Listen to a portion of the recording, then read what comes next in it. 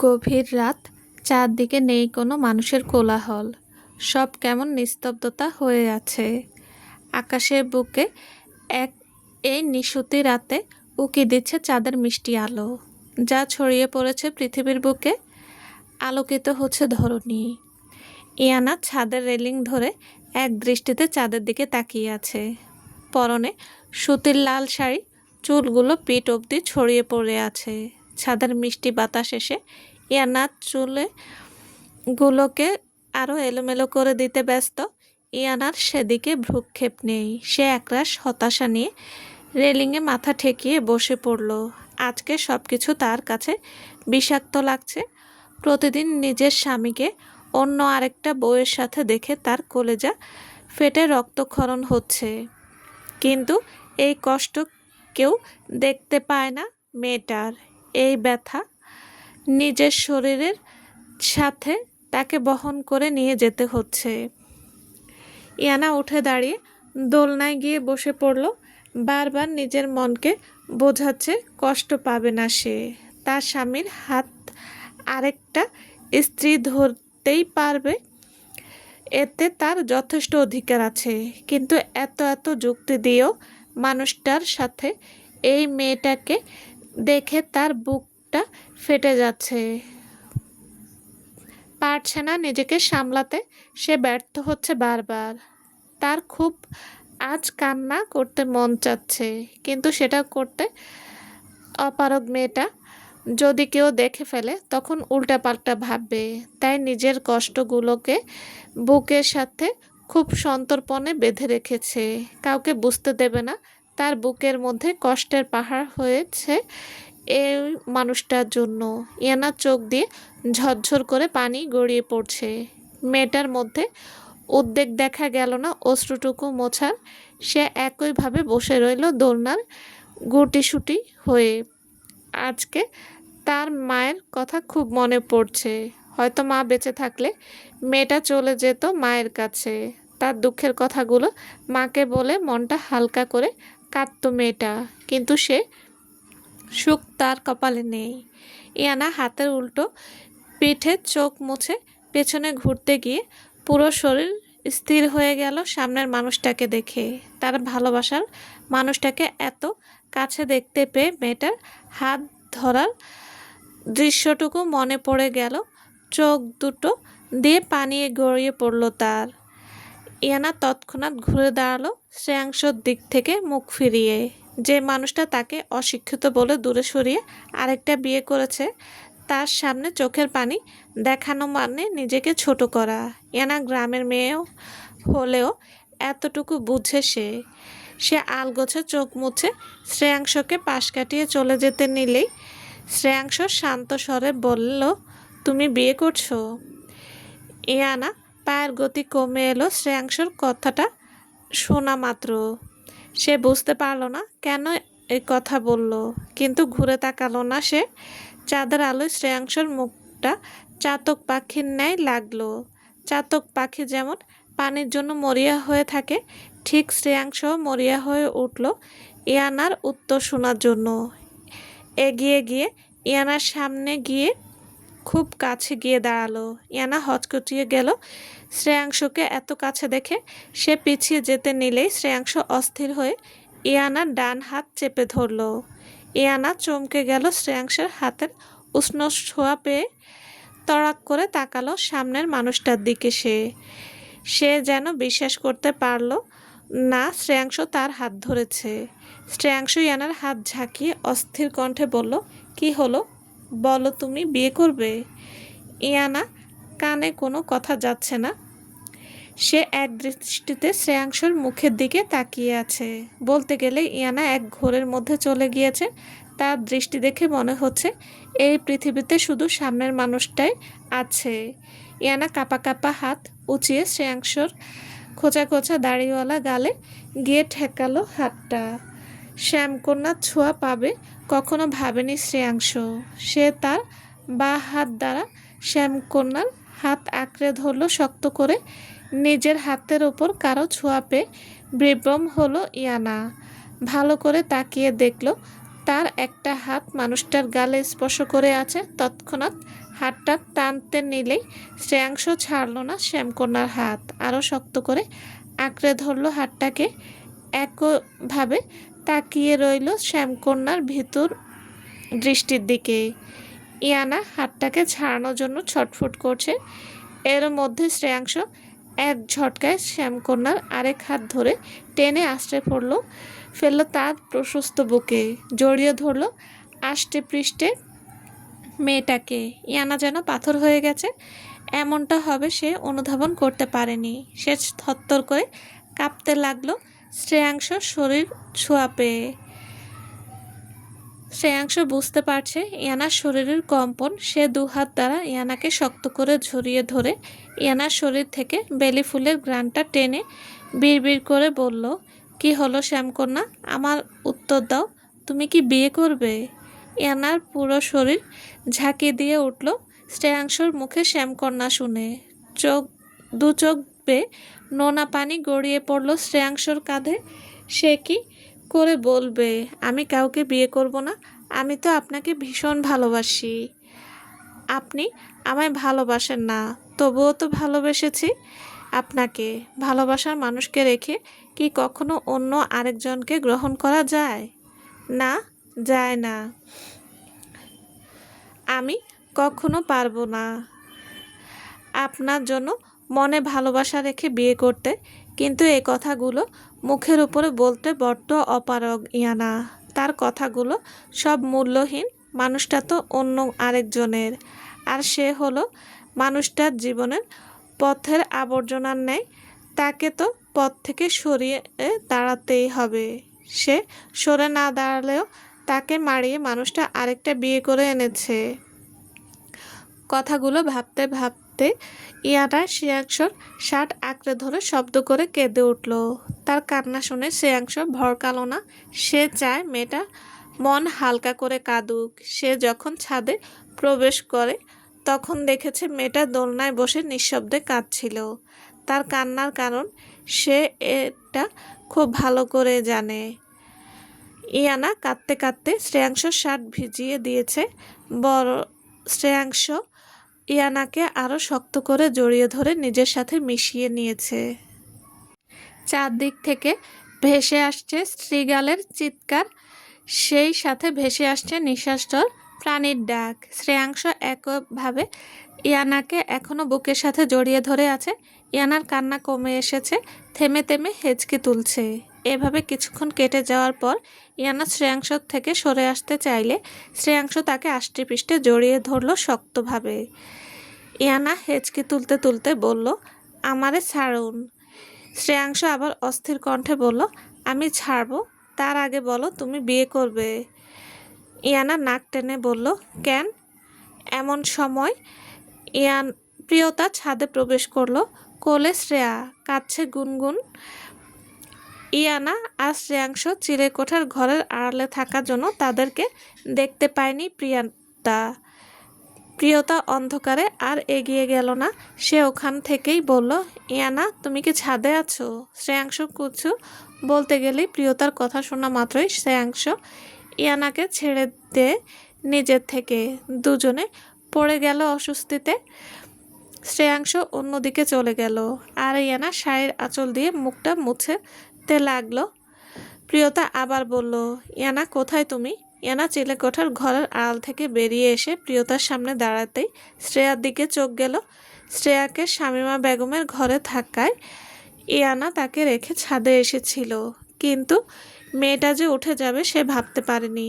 ইয়ানা কাছে আসতে প্রিয়তার নাসারন্ধ হলো পরিচিত পারফিউমের ঘ্রাণ। সে চট করে চিনতে পারল এটা শ্রেয়াংশ চৌধুরীর পারফিউমের ঘ্রাণ। যতবারই শ্রেয়াংশ কাছে যায় ইঞ্জেকশন দেওয়ার জন্য ততবার এই ঘ্রাণ তার নাকে এসে বাড়ি খায়।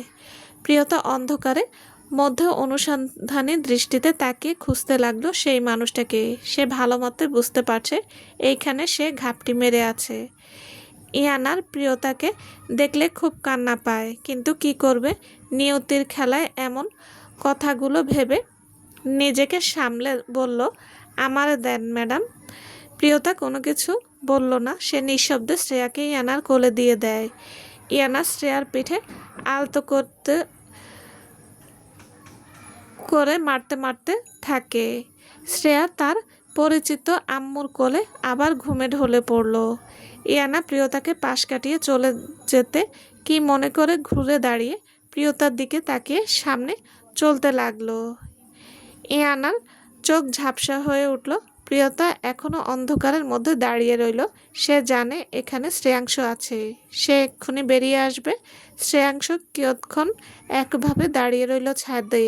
ইয়ানা আর প্রিয়তার গলা না পেয়ে চিলেকোঠার আড়াল থেকে বেরিয়ে এসে সে দিকে এগিয়ে যেতেই প্রিয়তা পেছন থেকে গলা খাকিয়ে দিয়ে দাঁড়িয়ে রইল। প্রিয়তার মুখে স্পষ্ট বিজয়ের হাসি। প্রিয়তার কণ্ঠ পেয়ে শ্রেয়াংশ খানিকটা অপ্রস্তুত হয়ে দাঁড়িয়ে যায়। কপালে বিন্দু বিন্দু ঘাম বের হতে লাগলো। সে ঘাড় ঘুরিয়ে সামনে তাকাতে দেখল ছাদের বড় লেবুর গাছের আড়াল থেকে প্রিয়তা বের হয়ে আসছে। শ্রেয়াংশ এলোমেলো দৃষ্টি ফেলে জোরপূর্বক মুখ দিয়ে টেনে বলল, প্রিয়তা, আপনি যাননি এখনো? প্রিয়তা মিটমিট করে হেসে বলল, আমি গেলে চোর ধরতাম কিভাবে? শ্রেয়াংশ প্রিয়তার কথার মাথা মুন্ডু বুঝতে পারল না। সে কপালে চিকন ভাঁজ ফেলে বলল, মানে? প্রিয়তা হাসি হাসি মুখ করে বলল, কেউ একজন বলেছিল বউকে ডিভোর্স দেব, তাকে আমার অনাকাঙ্ক্ষিত জীবনে জড়াবো না, হ্যান ত্যান। আর আজকে সেই মানুষটা জ্যোৎস্না রাতে বউয়ের সাথে ছাদে রোমান্স করছে। শ্রেয়াংশ প্রিয়তার কথা শুনে লজ্জায় পড়ে গেল। সে গলা খাকারি দিয়ে বলল, প্রিয়তা, আমি আপনার বড় রেসপেক্ট দিন। প্রিয়তা এগিয়ে এসে শ্রেয়াংশকে বলল, আমরা বন্ধু, তাই বন্ধুর সাথে এগুলো বলা কমন, তাই নয় কি? কিয়ৎক্ষণ থেমে বলল, আচ্ছা, আপনার ব্যাপারটা কি বলুন তো? বলেছেন ডিভোর্স দেবেন, আবার তার বিয়ের কথা শুনে এত ডেসপারেট হয়ে উঠছেন। এখন তো দুজনে হাতে নাতে ছাদে ধরলাম বলেই ব্রু নাচায় প্রিয়তা। শ্রেয়াংশ আমতামতা করে বলল, ধন্যবাদ দিতে এসেছিলাম বলেই বোকা বোকা হাসল। প্রিয়তা কপালের চামড়া গুটিয়ে বলল, মানে? শ্রেয়াংশ বলল, আমার মেয়েটাকে দেখাশোনা করে তাই। প্রিয়তা মনে মনে বলল, ভাঙবে, তবুও মজগাবে না। তারপর বলল, ওহ। শ্রেয়াংশ প্রসঙ্গে পাল্টে বলল, ফ্রান্স থেকে রিপোর্ট এসেছে? প্রিয়তা বলল, না, কালকে আসবে। ডক্টর রবার্ট চেক দিয়েছে, আমাকে জানালো জনসন এখন শুধু বের করবে। শ্রেয়াংশ ছোট করে বলল, ওহ। পরক্ষণেই বলল, আচ্ছা, শুয়ে পড়ুন, অনেক রাত হয়েছে, গুড নাইট বলেই চলে গেল। প্রিয়তাও শ্রেয়াংশর পিছু পিছু নিচে চলে গেল। রাত 11টা। শ্রাবণ এখনও পড়ছে, সামনে ফাইনাল এক্সাম। পড়াশোনার বিষয়ে ছেলেটা খুব সিরিয়াস। এই বয়সে সবাই মাঠে হইচই করে, খেলাধুলা করে বেড়ায়, আর শ্রাবণের পড়াশোনার বাইরে কিচ্ছু নেই। শ্রেয়াংশ প্রবেশ করলো শ্রাবণের ঘরে নিঃশব্দে, হাতে এক গ্লাস গরম দুধ। শ্রাবণ নিজেই টের পায়নি তার বাবা পিছনে দাঁড়িয়ে আছে। শ্রেয়াংশ শ্রাবণের ঘাড়ে হাত দিতেই ছেলেটা পড়তে পড়তে চমকে উঠে পেছনে তাকাতেই তার আব্বুকে দেখতে পায়। শ্রাবণের চোখে না আছে বিস্ময়তা, না কোনো আবেগ। সে স্থির দৃষ্টিতে তার আব্বুর দিকে তাকিয়ে রইল। শ্রেয়াংশর মুচকি হাসি দিয়ে বলল, আব্বু, তোমার জন্য দুধ এনেছি, খেয়ে নাও বলে দুধের গ্লাস শ্রাবণের দিকে এগিয়ে দিল। শ্রাবণ সহসা মুখ ঘুরিয়ে নিয়ে কাটকাট গলায় বলল, আমি দুধ খাই না, আপনি নিয়ে যেতে পারেন। প্রচণ্ড অভিমান নিয়ে শ্রাবণ কথাগুলো আওড়ালো। শ্রেয়াংশর মুখটা অন্ধকারে ছেয়ে গেল শ্রাবণের কথা শুনে, তবুও হাল ছাড়ল না। সে আবার নিষ্প্রাণ কণ্ঠে বলল, খেয়ে নাও আব্বু, গরম হয়ে আছে না, না খেলে ঠান্ডা হয়ে যাবে। শ্রাবণ নাকের পাটা লাল টকটকে হয়ে আছে অভিমানে। আর অভিমান কেন হবে না?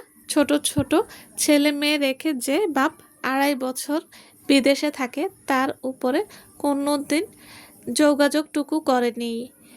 স্কুল থেকে যখন প্যারেন্টস মিটিং ডাকা হতো, তখন ছেলেটা ঘরে এসে লুকিয়ে লুকিয়ে কত কেঁদেছে বাবা মায়ের জন্য। সবাই বাবা মা নিয়ে হাসি মুখে প্যারেন্টস মিটিংয়ে জয়েন হতো। আর সে আজকে কাকিকে, কালকে ফুপিকে, ফুফাকে নিয়ে যেত। এই জন্য তাকে তার বন্ধুরা দত্তক সন্তান বলতো। সেজন্য নাকি তার বাবা মা মিটিংয়ে আসে না। এই জন্য কতদিন স্কুলে না গিয়ে সারাদিন ঘরে বন্দি অবস্থায় কাটিয়ে আল্লাহর কাছে বিচার দিত তাদের ভাই বোনের জীবন কেন আর 5টা ছেলে মেয়ের মতো হলো না। তাহলে তো এত কষ্ট ভোগ করতে হতো না তাদের। কথাগুলো মনে পড়তেই শ্রাবণের এত বছরে চেপে থাকা রাগটা উগরে চলে এলো। সে বলল, ঠান্ডা হয়ে গেলে ড্রেনে ফেলে দিন, আমার অনেক পড়া আছে। এবার আসুন। শ্রেয়াংশর হৃদয়টা ভেঙে চুরমার হয়ে গেল ছেলের কথা শুনে। সে ফাঁকা ঢোক গিলে গ্লাসটা আরেকটু এগিয়ে দিয়ে বলল, আব্বু তু। শ্রেয়াংশ বাকি কথাটুকু বলতে পারল না। তার আগেই শ্রাবণ দুধের গ্লাসটাকে হাতে নিয়ে মেঝেতে আছড়ে ফেলে চেয়ার থেকে দাঁড়িয়ে বলছি না, খাবো না। এত দরদ দেখানোর কি আছে আপনার? ছোটবেলায় যখন ফেলে গিয়েছিলেন তখন মনে ছিল না আপনার ছেলে আর মেয়ে আছে? আজকে ঢং করতে এসেছেন? শ্রেয়াংশ ছলছল চোখ নিয়ে তার ছোট্ট শ্রাবণের দিকে তাকিয়ে আছে। তার পায়ে যে কাঁচা টুকরো বিঁধে রক্ত বের হচ্ছে সেদিকে বিন্দুমাত্র ভ্রূক্ষেপ নেই তার। ছেলেটা তো একটা ও মিথ্যা কথা বলেনি, সব সত্য কথা বলেছে। কিন্তু তার আব্বু তো তাদের ইচ্ছে করে ছেড়ে যায়নি। তার আব্বুরও তো কষ্ট হয়েছে তার বাচ্চাগুলোকে ফেলে বিদেশে যেতে। কথাগুলো ভেবে শ্রেয়াংশ চোখ দিয়ে এক ফোঁটা অশ্রু গড়িয়ে পড়ল গালে। শ্রাবণ তার আব্বুর চোখে পানি দেখতে পারল না। চট করে ঘুরে দাঁড়াতেই তার আব্বুর পায়ের দিকে নজর গেল। সেখান থেকে রক্ত গড়িয়ে মেঝেতে পড়ছে। শ্রাবণের বুকটা ফেটে গেল তার আব্বুর পায়ে রক্ত দেখে। শ্রাবণের চোখগুলো ছলছল হয়ে গেল। সে ঘুরে দাঁড়াতে টেবিলের দিকে চোখ দিয়ে কয়েক ফোঁটা পানি খাতায় গিয়ে পড়ল। আর শ্রেয়াংশ নিচু হয়ে গ্লাসের ভাঙা কাঁচগুলো তুলে বাইরে চলে গেল। পড়ে রইল তার পায়ের রক্তের ফোঁটাগুলো। শ্রেয়াংশ যেতেই শ্রাবণ ঘাড় ঘুরিয়ে দরজার দিকে তাকায়। ছেলেটার চোখ দিয়ে অবিরাম অশ্রু গড়িয়ে পড়তে লাগলো। সে মুখে হাত দিয়ে ডুকরে কেঁদে উঠে বলল, আই লাভ ইউ আব্বু। আমি তোমাকে কষ্ট দিতে চাইনি আব্বু। আমার জন্য তোমার পা দিয়ে রক্ত বের হলো আব্বু। বাট আমি সামনে এলে আমার ছোটোবেলার দিন সরি বাট তুমি সামনে এলে আমার ছোটোবেলার দিনগুলোর কথা মনে পড়ে যায় আব্বু। সবাই যখন তাদের আব্বুর সাথে পার্কে যায় তখন আমি যাওয়ার জন্য বায়না ধরে তোমাকে ফোন দিতাম বিদেশ থেকে আসার কারণে, কিন্তু তুমি ফোন রিসিভ করতে না আব্বু। আমি অনেক কান্না করতাম তোমার জন্য প্রতি রাতে। জ্বরের ঘরে কত ডেকেছি তোমার বুকে মাথা রেখে ঘুমানোর জন্য। কথাগুলো বলতে বলতে শ্রাবণ গুমড়ে গুমড়ে কেঁদে উঠল। ইয়ানা দরজার আড়ালে দাঁড়িয়ে শ্রাবণের করুণ আহাজারিগুলো শুনতে পাচ্ছে। শ্রেয়াকে ঘুম পাড়িয়ে কিছু খাওয়ার আনাতে কিচেনে যেতেই শ্রাবণের ঘর থেকে কাজ পড়ার আওয়াজে এগিয়ে দরজার কাছে দাঁড়াতেই শ্রাবণের প্রতিটা কথা তার কর্ণগোচর হয়। শ্রাবণের ঘর থেকে শ্রেয়াংশ বেরিয়ে গেলে ইয়ানা তাড়াতাড়ি ঘর করে দরজার আড়ালে লুকিয়ে পড়ে। যদি দেখতে পায় এখানে তাহলে খারাপ ভাবতে পারে। শ্রেয়াংশ চলে যেতেই ইয়ানা ও রান্নাঘরের দিকে পা বাড়াতে নিলে শ্রাবণের কান্না শুনে মেয়েটা আবার ফিরে এসে দাঁড়ায়, কিন্তু ঘরের দিকে যেতে পারে না। শ্রাবণ এখনও কেঁদেই যাচ্ছে। ইয়ানা আর দাঁড়িয়ে থাকলো না, এগিয়ে গেল গুটি গুটি পায়ে শ্রাবণের ঘরে। খুব মায়া হচ্ছে তার ছেলেটার প্রতি। সেও তো মা হারা মেয়ে। সে শ্রাবণের কষ্টটুকু বুঝতে পারছে। অতিরিক্ত কান্নার জন্য শ্রাবণের পুরো শরীরটা কেঁপে কেঁপে উঠছে। ইয়ানা খুব ভয় হচ্ছে তাকে, যদিও ও বকা দেয়। এই বাড়িতে 2.5 বছর আসা হলেও শ্রাবণের সাথে 2.5 মিনিট কথা বলেছে কিনা সন্দেহ। ছেলেটা সবসময় কেমন একটা গম্ভীর মুখ হয়ে থাকতো সবসময়। সে ভয়ে ইয়ানা শ্রাবণকে দেখলেই নিজেকে আড়াল করতে ব্যস্ত হতো। ইয়ানা মনে মনে 4 কালেমা পাঠ করে কাপা কাপা হাত দেয় শ্রাবণের ঘাড়ে। শ্রাবণ চট করে মাথা তুলে আলগোছে চোখের পানিগুলো মুছে পেছনে তাকাতেই দেখলো ইয়ানা দাঁড়িয়ে আছে। কান্নার জন্য শ্রাবণের চোখ মুখগুলো অত্যাধিক ফর্সা, মুখ লাল টকটকে হয়ে আছে। শ্রাবণ ঘাড় ঘুরোতেই দেখে ইয়ানা চট করে হাত টেনে নেয়। তার খুব ভয় করছে শ্রাবণের চোখগুলো দেখে। শ্রাবণ বুঝতে পারল না উনি এখানে কেন এসেছে। সে গম্ভীর স্বরে বলল, ইয়ানাকে কি চাই? ইয়ানার বুকের ভেতর ধড়ফড় করছে। শ্রাবণের প্রশ্ন শুনে ইয়ানার অবস্থা দেখে মনে হচ্ছে সে চোর, শ্রাবণ পুলিশ।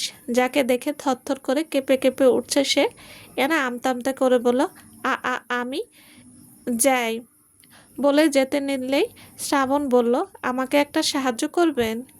ইয়ানার মনে হলো সে ভুল শুনছে।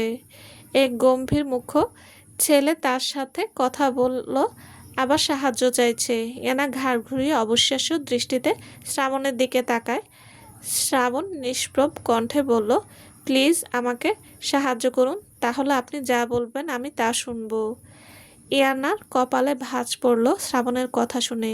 এই ছেলে কী সাহায্য চাইবে যার কারণে সে যা বলবে তা শুনবে? ইয়ানা বলল, কি সাহায্য করতে হবে? শ্রাবণ গম্ভীর মুখে হাসি টেনে এগিয়ে গিয়ে ড্রেসিং টেবিলের ড্রয়ার খুলল।